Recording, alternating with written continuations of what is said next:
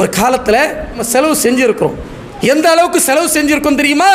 அதிகமாக வாரி கொடுத்துருக்குறோம். எதுக்கெல்லாம் வாரி கொடுத்துருக்குறோம்? தாயத்து கட்டுறதுக்கு ஆயிரக்கணக்கில் கொடுத்தோமா இல்லையா கடந்த காலங்களில்? இந்த தௌஹீதுக்கு முன்னாடி வழிகாட்டில் இருக்கும்போது, அல்லாஹ்வுடைய மார்க்கத்தை அறியாமல் நம்ம வாழும்போது ஆயத்து கட்டிட்டு இருந்தோம், தர்காவுக்கு போயிட்டு இருந்தோம், மௌலிதுகள் ஓதிட்டு இருந்தோம், அல்லாஹ்வுக்கு பிடிக்காத ஃபாத்தியாக்கள் ஓதிட்டு இருந்தோம். தாயத்து கட்டுறதுக்கு ஆயிரக்கணக்கில் செலவு செஞ்சிருக்கிறோம், மௌலிது ஓதுறதுக்கு ஆயிரக்கணக்கில் செலவு செஞ்சிருக்கிறோம், இருப்பூரி ஃபாத்தியா செய்யறதுக்கு ஆயிரக்கணக்கில் செலவு செஞ்சிருக்கிறோம், தர்காவுக்கு போறதுக்கு ஆயிரக்கணக்கில் செலவு செஞ்சிருக்கிறோம், தர்கா கூடாதுன்னு சொல்றதுக்காக செலவு செஞ்சிருக்கிறோமாங்க. தாயத்து கட்டக்கூடாது என்று நம்ம ஆலிம்களை உருவாக்குறோமே, அந்த மதர்சாவுக்காக செலவு செஞ்சிருக்கிறோமா?